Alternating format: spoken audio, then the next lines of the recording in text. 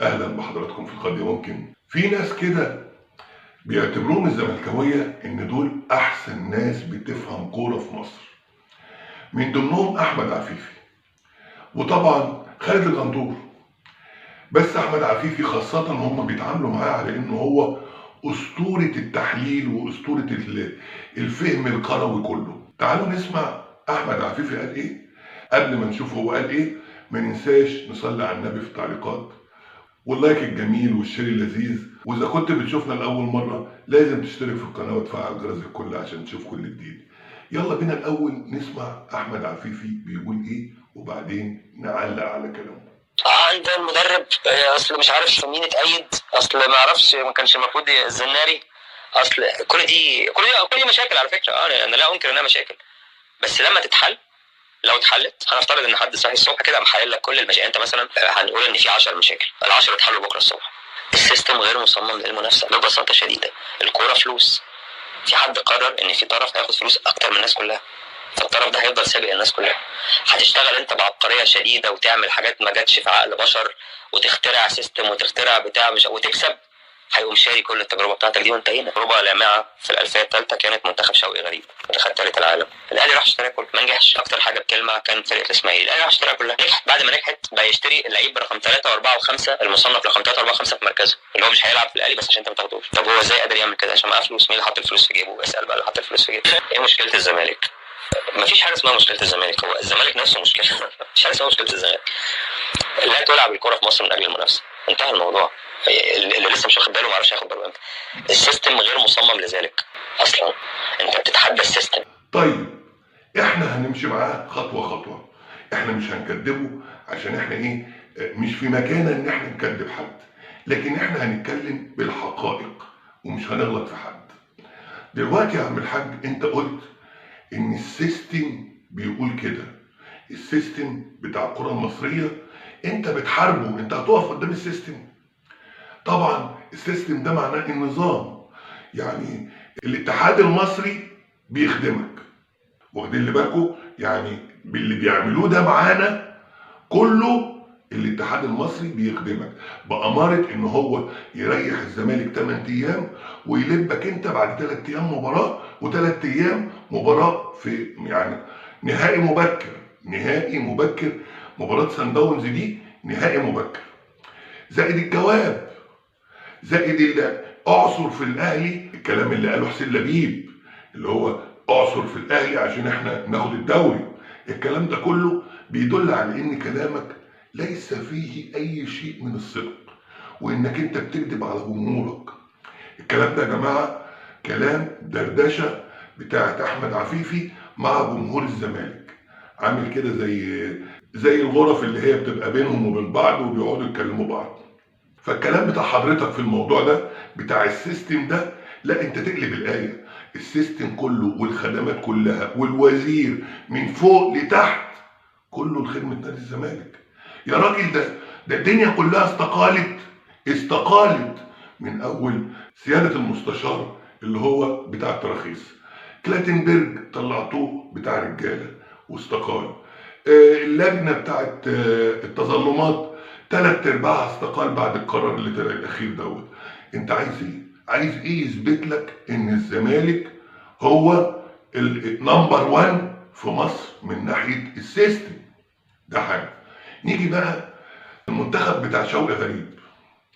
المنتخب بتاع شوقي غريب الاهلي ما خدش منه غير اتنين بس، اللي هو محمد شوقي ورضا شحاته. محمد شوقي خده من المصري ورضا شحاته، هم دول اللي خدهم من المنتخب الاولمبي اللي كان الاهلي خده كله. يبقى كلامك كله كذب. قول لي مين تاني اللي غير بقى ان هم اهلاويه اساسا وفي المنتخب ده؟ طبعا يبقى الاهلي ما خدوش، ده لاعب بتاعي، لكن انا بتكلم على اللاعيبه الخارجيه اللي خدها الاهلي من المنتخب بتاع الشباب دوت، المنتخب الاولمبي. هو مين؟ هو محمد شوقي ورضا شحاته. زياده عن كده في حد يا باشا؟ مفيش. يبقى كلام حضرتك كله كذب. نخش على الاسماعيلي والنادي الاهلي اللي بياخد اللعيبه بتاعت الاسماعيلي. 3/4 اللعيبه اللي انتوا بتقولوا عليهم من الاسماعيليه الاهلي ما خدهمش من الاسماعيلي، خدهم بعد ما طلعوا احترفوا. حتى في لعيبه اتاخدت بعد ما طلعت من الاسماعيلي وراحت الزمالك ورجعت للاهلي. فما تقوليش ان الاهلي كان بياخد من الاسماعيلي، ولما كان بياخد من الاسماعيلي كان بيديله ثمن في اللاعب اكتر من قيمته، ولذلك كان الاسماعيلي ايام ما الاهلي ما كان بياخد منه لعيبه كان بينافس. لكن دلوقتي احنا بقالنا 5-6 سنين ما بناخدش منهم حد، بقالهم 5-6 سنين بيصارعوا على الهبوط. اللعيبه اللي راحت للزمالك من الاسماعيلي اكتر من اللعيبه اللي راحت للاهلي من الاسماعيلي، يبقى كلام حضرتك كذب. اللعيبه اللي راحت للاسماعيلي من الاهلي اكتر من اللعيبه اللي جت من الاسماعيلي للاهلي، يبقى كلام حضرتك كذب. نيجي بقى لحضرتك بالنسبه للرعايات يا باشا. دلوقتي الاول كان في وكاله الاهرام. وكاله الاهرام استاذ محمد شبانه قال لك ان اذا كانوا بيدفعوا 100 مليون للاهلي كان وكاله الاهرام بتاخد 300% فايده. استاذ مرسي عطله اللي هو رئيس نادي الزمالك السابق، اللي هو كان رئيس تحرير جريده الاهرام نفسه، كان موافق على الكلام ده مع ان هو رئيس نادي الزمالك. ليه؟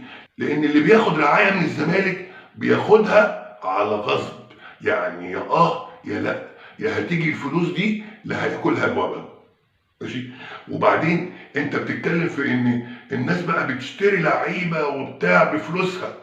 اولا فلوسها عشان الراعي مش هيدفع لك فلوس كده عشان يخدمك، لا، الراعي ده استثماري، رجل بيزنس مان. اذا ما كانش يدفع الجنيه هنا هيطلع له 10 مش هيدفعه، مش هيجازف بفلوسه. دي فلوسي انا تعبان فيها وشقيان فيها، هحطها في المكان اللي يجيب لي عائد، ده طبيعي. راس المال جبان، لو انت بتفهم راس المال. انت حضرتك انت لو معاك فلوس هتدفع. انت يا احمد يا عفيفي لو معاك فلوس استثمار، لو النهارده النادي الاهلي قال لك شركه مساهمه ونزلت في البورصه، انت هتشتري اسهم في الاهلي ومش هتشتري اسهم في الزمالك. انا بقول لك كده، انا بقول لحضرتك كده، واذا قلت غير كده تبقى كذاب. فما تجيش تقول لي ان بالفلوس ومش. اول ما رئيس نادي الزمالك مسك نادي الزمالك كان بيجيب كل سنه 16 لاعب. يعني ازمه الفلوس دي ما كانتش ازمه، مش اليومين دول، انتوا مش طول عمركم عندكم ازمه فلوس. من يوم ما جه مرتضى منصور نادي الزمالك وهو كان بيجيب كل موسم 15 و16 لاعب ويمشي 10 ويجيب 10 ويمشي 10 ويجيب 12. من اول ما مسك عملتوا ايه بالصفقات؟ مصطفى شلبي مش في البعثه ليه؟ قول لي حضرتك، مش مصطفى شلبي ده الصفقه الواو اللي خطفتوها من الاهلي؟ وبعد كده اتعمل تسريب للعقد وبيتقال ان حصلت مشكله بينه وبين امير مرتضى عشان هو عرف ان امير هو اللي سرب العقد عشان يعمل بينه وبين جمهور الزمالك مشكله وان هم يتضايقوا منه عشان اداؤه السيء، ولذلك حصلت مشكله بينه وبين امير، ولذلك هو قعد ومتوقع انه يقعد بقيه الموسم بسبب العقد اللي اتسرب. لاعب بياخد له في 4 سنين حوالي 48 مليون جنيه. عمل ايه حضرتك؟ فانت كلامك كله ملوش اي اساس من الصدق. نيجي بقى لخالد الغندور. خالد الغندور يا جماعه مش عارف، هو تقريبا حكايه الفتنه دي مش عشان الاهلي بس، لا ده هي عاده فيه. يعني فريقه رايح تونس والمفروض ان هو هيقابل الترجي التونسي بكره الساعه 6 بكره، وبيقول لك الترجي التونسي اخر 3 سنين اتأهل بفجر تحكيمي، باخطاء تحكيميه فجه. معناها ايه؟ قولي لي حضراتكم معناها ايه؟ معناها ان في رشوه بقى، ان في لعب بقى مع التحكيم. ما هو 3 سنين متواليه انك انت توصل وتتأهل بالتحكيم مش من اول مره. يعني هنقول اول مره دي اخطاء تحكيميه، لكن 1 و2 و3 يبقى في بقى رشاوي. هل ينفع ان واحد يقول الكلام ده وفريقه رايح يلعب المباراه؟ يعني انت بتسخنهم عليهم اكتر ما هم هيسخنوا عليهم؟ يا راجل خلي عندك شويه عقل.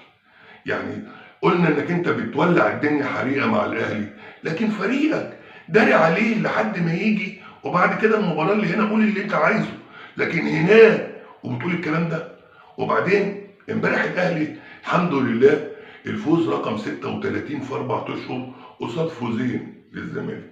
كرة اليد في الدوري اكتساح، يعني انتهى الشوط الاولاني 11-11، الشوط الثاني الاهلي نزل عماهم طن طن طن طن طن على وشك من كل ناحيه. في اول 7 دقائق كان فارق 5 اهداف، 5 بونت. هو انتهت المباراه 27-22.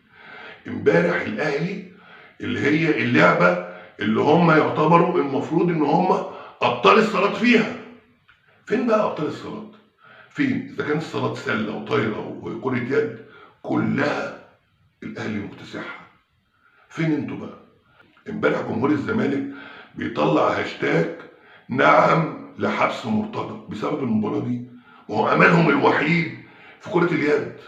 يعني هم ابطال كره، دي حقيقه، دي حقيقه، لكن نبص نلاقي ان هم امبارح ما شافوش.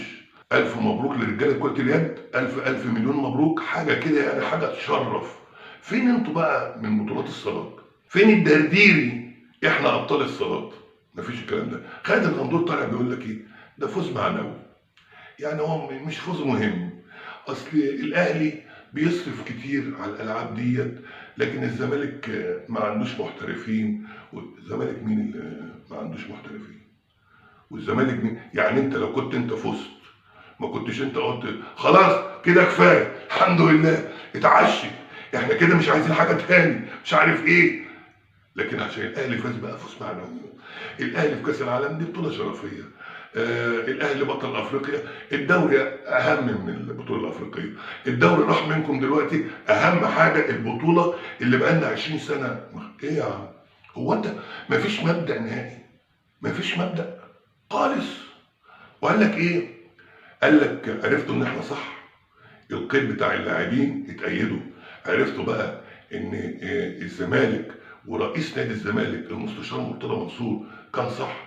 مش معنى القيد ان هو اتنفذ ان كنتوا صح، لا، ده في حاجه اسمها منظومه فاسده. انت ما تعرفش ان في حاجه اسمها منظومه فاسده؟ في يا حبيبي حاجه اسمها منظومه فاسده. مش معنى ان ده اتنفذ انه كله صح، مش معنى انك انت تقرصني في الدوري وتيجي تطبطب على التاني ان ده يبقى صح. مش معنى ان حكم يجي يطبطب هنا ويحسب لك بلنتات ويجي يحسب عليا ضربات جزاء ويلغي لي اهداف ان ده صح. معناه ان في منظومه فاسده، ده لازم تبقى فاهمه. اما نيجي بقى اسلام صادق. اسلام صادق بعد ما طلع وقال لك في واحد رئيس نادي كبير ابنه هيهرب على الامارات وبتاع، وطلع رئيس نادي الزمالك غسله ومسحه. امبارح طلع بيقول لك الاهلي هيجدد لحسين الشحات بمبلغ رهيب. ايه هو المبلغ الرهيب ده؟ 36 مليون جنيه في 3 سنين. ياه، ده بياخدهم سيد زيزو في موسم. اللي حسين الشحات برقبة 10 من سيد زيزو. هو سيد زيزو بيعمل ايه غير ضربات الجزاء؟ وبقى له 4-5 ضربات جزاء بيضيعهم. انت مش عايز يتجدد لحسين الشحات ب 12 مليون جنيه في الموسم ومبلغ رهيب؟ اللي يسمع مبلغ رهيب ده نقول اللي متجدد له ب 100 مليون جنيه. بطلوا بقى، بطلوا، انتوا اتفضحتوا، انتوا مفضوحين، انتوا مفضوحين. اذا كان رضا عبد العال اللي هو الهجاص بتاعك طالع بيقول لك الزمالك بقى ملطشه، اي فرقه عايزه 3 نقط تروح 13 وتاخد ال3 نقط وتمشي. عيب، عيب عليكم، عيب عليكم الكلام اللي انتوا بتقولوه ده. نيجي بقى لعمهم وسيدهم النادي الاهلي. طبعا مباراه صن داونز يا جماعه فريق جامد جدا، والمباراه مباراه صعبه جدا، وانا بعتبرها ان ده نهائي مبكر. نهائي مفيش اقوى من الاهلي وصن داونز في البطوله، انا شايف كده. يعني حرام انهم يحطوهم كل موسم مع بعض. الموسم اللي فات خدونا رايح جاي، يعني فوز هناك وهنا، يعني المباراه مش سهله. ان شاء الله ان شاء الله ربنا يوفق كولر بمشيئه الرحمن خاصة إن حسين الشحات تمام وكهربا تمام والسولية تمام الحمد لله، شفاء تام وكلهم جاهزين مع كل الكتيبة. وبمشيئتك يا رب الأهلي يفوز على صن داونز. إحنا عايزين حتى هدف، لأن ما يهمناش الأهداف، المهم ال3 نقط.